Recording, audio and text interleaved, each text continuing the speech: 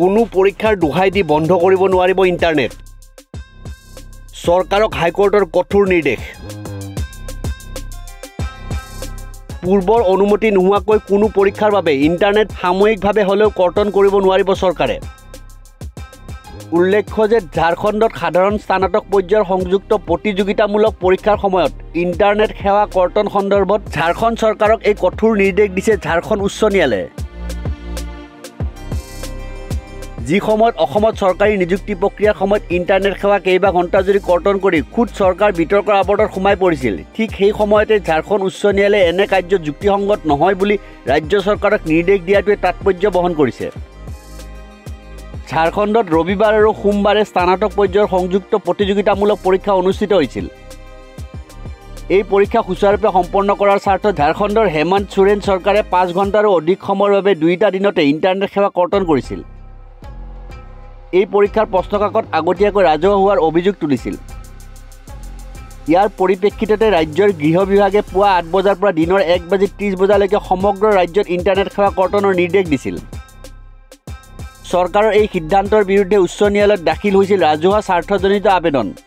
এই আবেদনৰ শুনানি লৈ সোমবাৰে উচ্চ ন্যায়ালয়ে ন্যায়াধীশ আনন্দ সেন আৰু ন্যায়াধীশ অনুভা ৰাৱত চৌধুৰীৰ খণ্ডপীঠে সোৰেন চৰকাৰক এই সিদ্ধান্ত সন্দৰ্ভত প্ৰশ্ন কৰে ন্যায়াধীশে এনে সিদ্ধান্ত সকলো পৰীক্ষাৰ সময়ত বলপূৰ্বক বলবৎ কৰা হ'ব নেকি সেই বিষয়ে চৰকাৰৰ পৰা জানিব বিচাৰে আদালতে লগতে এই সন্দৰ্ভত 4 সপ্তাহৰ ভিতৰতে এখন শপতনামা দাখিল কৰি উত্তৰ দিবলৈ ৰাজ্য চৰকাৰক নিৰ্দেশ দিয়ে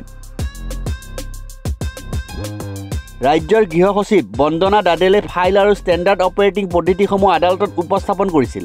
ইয়াৰ অধীনতে এই পৰীক্ষাৰ বাবে ইণ্টাৰনেট কৰ্তনৰ বিজ্ঞপ্তি জাৰি কৰা হৈছিল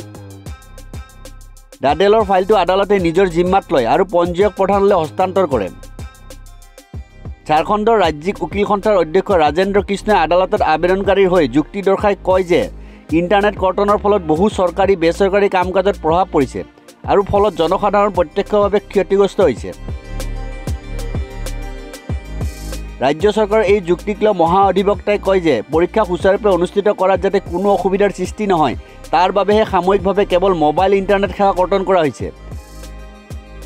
আদালতে BSNL ভাৰতী এয়াৰটেল আৰু জিঅ'ৰ দৰে ইণ্টাৰনেট সেৱা সৰবৰাহকাৰীসকলক আদালতত উপস্থিত থকাৰ অনুৰোধ কৰিছিল BSNLৰ মহাপ্ৰবন্ধক সঞ্জীৱ শৰ্মাই আদালতত কয় যে BSNLে গৃহ সচিব বন্দনা দালেৰ পৰা সংস্থাটোৰ ফিক্স লাইন FTTH আৰু লিজসহ সমগ্ৰ ইণ্টাৰনেট সেৱা কৰ্তন কৰাৰ নিৰ্দেশ দিয়া এটা বাৰ্তা পাইছিল ইয়াৰ পৰিপ্ৰেক্ষিততে ইণ্টাৰনেট কৰ্তন কৰা বুলি প্ৰকাশ কৰে বাৰ্মাই